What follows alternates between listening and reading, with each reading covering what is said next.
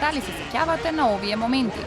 Денови кога Македонија живееше во кошаркарски дух и се радуваше на секоја сладка победа на нашите кошаркарски херои на Европското првенство во кошарка во Литванија.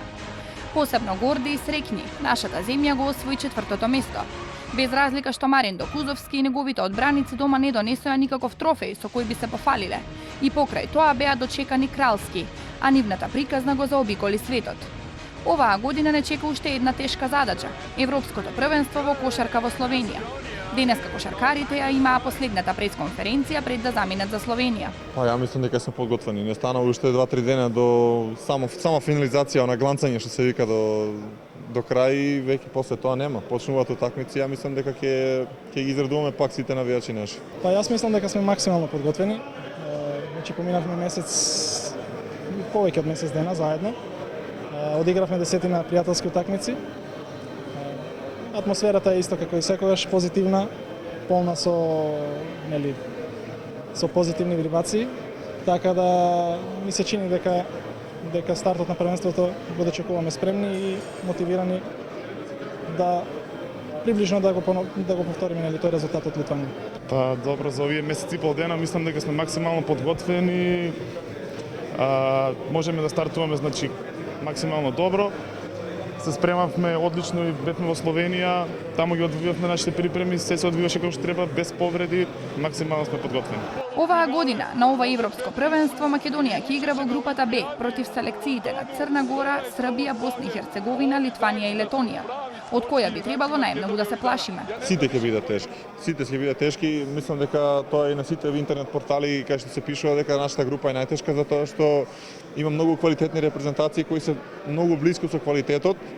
Пред се мисли тука, значи ние Литванија и Србија се броиме како некои фаворити, меѓутоа Босна, Летонија и Црна Гора се пак екипи кои не смеш да ги подцениш, кои ако им тргне, ако ги фати денот, може да те упропаста. Така да на секоја такмица мора да си максимално мотивиран и концентриран од почеток до крај. Па види вака во нашата група ние треба да се плашиме од сите бидејќи можеби најзадначена од сите. Можеби се двои Србија и Литванија до негде како некои фаворити, али мислам дека требало да поминеме групата и да повториме некој подобар успех, можеби и поише од тоа што се деси на Литванија. Па јас мислам дека Србија и Литванија дефинитивно спаѓаат во редот на фаворити. Но мислам дека и останатите репрезентации не треба да се подценуваат. Мислам дека тоа се репрезентации кои што допрва доаѓаат, се во некој подем но мислам дека ние ќе бидеме спремни на сите нив. Значи сигурно максимално ќе се подготвиме. И јас се надевам само дека нашата форма која што ја покажавме сега на последниот турнир во Германија ќе не држи за првиот дел, нели? Јас мислам дека Литванија треба да се плаши од тебе. Гледа луѓе што направивме. Ќе имаме ли повторување оваа година нешто слично? Па јас се надевам дека ќе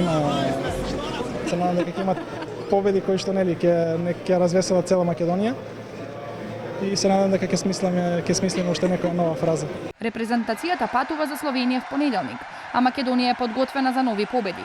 Дали и оваа година ќе го повториме успехот од Литванија, останува да видиме.